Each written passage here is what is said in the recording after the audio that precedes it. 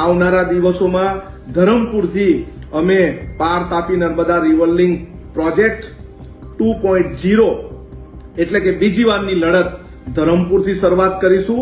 પરંતુ આ વખતે અમે સરકારની લોભ લાલચમાં આવવાના નથી. આ વખતે અમારી એક જ માંગણી રહેશે કે શ્વેતપત્ર આપો. તેમ છતાં ધરમપુરમાં જઈને જે વાત કરે છે અને ધરમપુરથી લઈને બધા આદિવાસી પટ્ટાના આદિવાસી ભાઈ બહેનોને જે ગેરમાર્ગે દોરવાનો પ્રયત્ન કરે છે, મહેરબાની કરીને બંધ કરે. અમે પણ આદિવાસી સમાજના લોકો સાથે છીએ. કોઈ પણ આવા પ્રોજેક્ટ કોઈને નુકસાન કરતા હશે તો રદ કરવાની પણ અમારામાં તાકાત છે. પાર તાપી રિવર લિંક પ્રોજેક્ટને લઈને અત્યારે આદિવાસીઓમાં રોષ છે, સાથે જ રાજનીતિ પણ ખૂબ ગરમાઈ છે.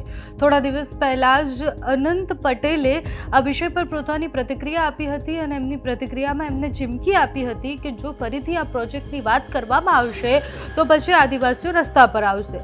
થોડા વર્ષો પહેલા જ્યારે વિરોધ થયો, વિરોધ પછી સરકારે એ નિર્ણય પાછો ખેંચવો પડ્યો. પ્રોજેક્ટ ત્યાર પૂરતો રદ કરી દેવામાં આવ્યો. પછી સંસદમાં આ વિષય પર રિપોર્ટ જાહેર થયો. રિપોર્ટ જાહેર થયા પછી અનંત પટેલે કહ્યું કે જો આ પ્રોજેક્ટ લાવવામાં આવશે તો આદિવાસીઓનું નુકસાન છે અને આદિવાસીઓનું જ્યાં નુકસાન થતું હશે ત્યાં અમે લડવા માટે તૈયાર છીએ. અનંત પટેલ મોટાભાગે આદિવાસી વિસ્તાર અને આદિવાસી વિસ્તારની જે સમસ્યાઓ છે એના માટે લડતા જ હોય છે. આ પ્રોજેક્ટને લઈને એ છેલ્લા કેટલાય સમયથી લડી રહ્યા હતા અને અત્યારે જ્યારે સંસદમાં આ વિષય પર ચર્ચા થઈ એના પછી એમણે ચીમકી આપી. એમની ચીમકી આપવાની સાથે જ નરેશ પટેલ જે ગણદેવીના ધારાસભ્ય છે એમનું એવું કહેવું છે કે અનંત પટેલ એ લોકોને ભડકાવવાનું કામ કરી રહ્યા છે, આદિવાસીઓને ગેરમાર્ગે દોરવાનું કામ કરી રહ્યા છે. નરેશ પટેલ અને અનંત પટેલ બંને વચ્ચે આમ તો કેટલાય સમયથી એવું કહેવાય કે વાદ વિવાદ ચાલતો જ હોય છે. ચૂંટણી સમયે પણ બંને આમને સામને આવી જતા હોય છે, વાકયુદ્ધ થતા હોય ત્યારે પણ બંને આમને સામને આવી જતા હોય છે અને પછી અલગ અલગ વિષય પર એકબીજાની માટે બોલતા પણ હોય છે. અને આ મુદ્દા પર પણ નરેશ પટેલની પ્રતિક્રિયા આવવી સ્વાભાવિક હતું. અનંત પટેલે જ્યારે ચીમકી આપી એના પછી નરેશ પટેલે કહ્યું કે આદિવાસીઓને ગેરમાર્ગે દોરવાનું કામ અનંત પટેલ કરી રહ્યા છે. પ્રોજેક્ટથી આદિવાસીઓને નુકસાન થાય એવું નથી, આદિવાસીઓને ખોટી રીતના ભરમાવવામાં આવી રહ્યા છે. અને પછી ફરી અનંત પટેલે આ વિષય પર પ્રતિક્રિયા આપી. અત્યારે રાજનીતિમાં આદિવાસીના મુદ્દા હોય કે પછી છેવાડાના વિસ્તારના અમુક મુદ્દા હોય જેમાં બે આદિવાસી નેતાઓ જ આમને સામને આવી જતા હોય છે. પક્ષ બદલાતાની સાથે જ મુદ્દાઓ પણ બદલાઈ જતા હોય છે. પાર તાપી રિવર લિંક પ્રોજેક્ટને લઈને અનંત પટેલે શું કહ્યું હતું જેની સામે નરેશ પટેલે પ્રતિક્રિયા આપી છે, બંને સાંભળો. આદિવાસી વિસ્તારમાં જે 2022માં ગુજરાતના મુખ્યમંત્રીએ એક જાહેરાત કરેલી હતી કે પાર Tapi Narmada river link project અમે રદ કરીએ છીએ, એ ભાજપ સરકારનું જુઠ્ઠાણું ફરી પાછું નીકળ્યું છે.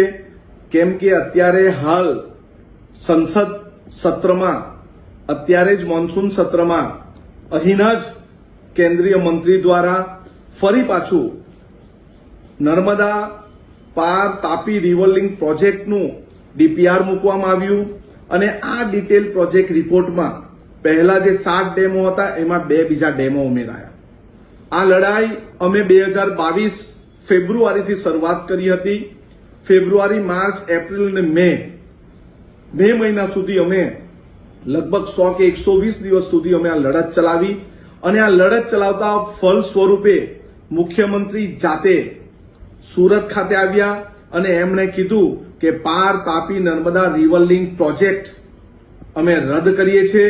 ગુજરાત સરકાર કેન્દ્ર સરકારને એની મંજૂરી નહીં આપે, પરંતુ એ જુઠ્ઠાણું અત્યારે સાબિત થઈ ગયું છે.